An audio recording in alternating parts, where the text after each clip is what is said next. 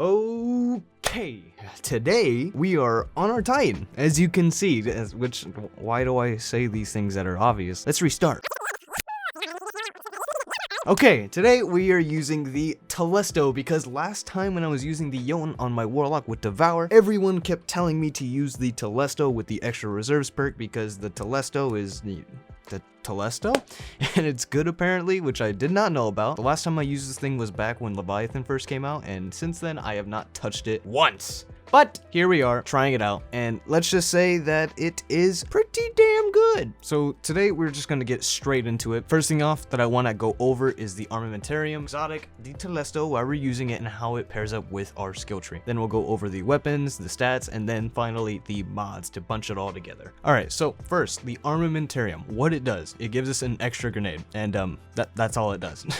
It gives us an extra grenade. You can replace this exotic for something else if you really want to, but for me personally, I'm going to use the armamentarium because of the resupply perk from Middle Tree. And what this does is basically going to be refilling our grenade and our melee back 24/7 with every single kill we get with our abilities. So whenever we get a grenade kill or a melee kill, every single time one of our void detonators from the perk Controlled Demolitionist procs, it's going to be getting us a fat stack of energy for our melee as well as our grenade. Now Controlled Demolitionist does is it is hit a target with a void ability to attach a void detonator. Further hits cause the detonator to explode, dealing damage to surrounding targets. Now each time an enemy dies to one of these void detonators, it's going to be proccing resupply. Now with armamentarium, it's going to be regenerating our grenade, and when it regens our first grenade, it's going to give us that extra grenade energy to the second grenade. So we're basically going to have our grenade back quite often. Now pairing alongside with the armamentarium along with the Middle Tree skill tree, we are obviously using the Telesto. Now with the Telesto, it has great ad clear and it has void damage, which is what we were looking for. The Jotun from our last video is not void,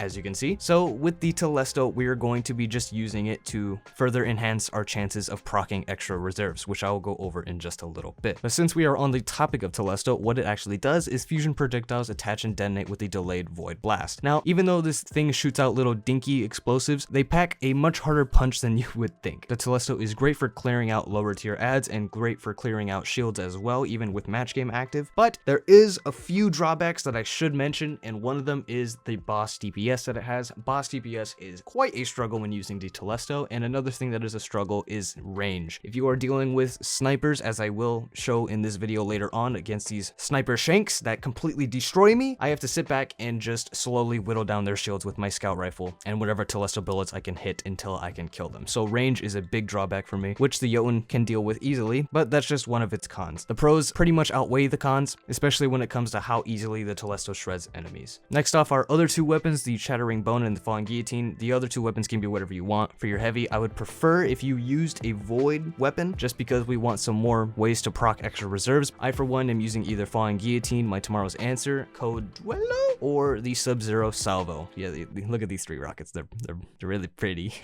I'm sorry, I'm cringe. But yeah, heavy can be whatever you want, as well as your primary. Although with your primary, maybe try to get Demolitionist if you can, but not a necessity at all. Moving on to stats, I am using 100 Discipline and 80 Strength. Those are the two stats that I'm mainly prioritizing in. You want your abilities back as much as you possibly can, and with the extra strength and discipline that you have with the stats, it further increases the gain backs that you get from your abilities. So whenever your void detonators go off and you get the resupply perk going off, you're going to get more grenade and melee energy than you would with lower stats, and that goes with Demolitionist as well. And that's that for the stats. Finally, for the mods. Now for the mods, honestly, they're pretty much the same as the last video with just a few minor tweaks, but regardless, they are still good, and if you really want to, you can change them and mix and match as you please. For me personally, I am going to be using extra reserves. This is my main Charge of Light mod, and while Charge of Light, defeating combatants with void damage grants a chance to drop special ammo. This is what we're going to be using to regain our Telesto ammo 24/7, so we never run out of Telesto ammo, so we can just keep mobbing out with it over and over again. And to actually get our Charge of Light stacks, we are going to be using Quick Charge. And what this is become Charge of Light by rapidly defeating multiple combatants with fusion rifles or shotguns. And the other Charge of Light mods that I'm using is Taking Charge, which just helps us just become Charger Light whenever we pick up an Orb of Light, or Orb of Power, sorry. And we are also using Supercharged, which just lets us have 2 additional stacks of Charge with Light, so we can have 4 with our setup here. And the last mod that I'm using within the Charge of Light slot is Radiant Light. This can absolutely be swapped for something else if you really want. I would recommend maybe going into Heavy-Handed, but with Heavy-Handed you can't run the other 2 mods that I'm using on my gauntlets, or any other mods that you may need, like Anti-Barrier or something like that. But I'm using Radiant Light, and what this does is just, it gives us 20 extra strength. For the other mods that I am using within this setup that aren't Charge of Light mods, it's just a bunch of Fusion Rifle stuff, like Fusion Rifle Scavenger as well as Fusion Rifle Reserves, and I'm also going to be using Bomber as well as Momentum Transfer. Momentum Transfer gets us some extra melee cooldown whenever we deal damage with our grenade, which is pretty useful considering how many grenades that we're going to be throwing. If you want to run Impact Induction as well instead of Momentum Transfer, that works too. And what that does is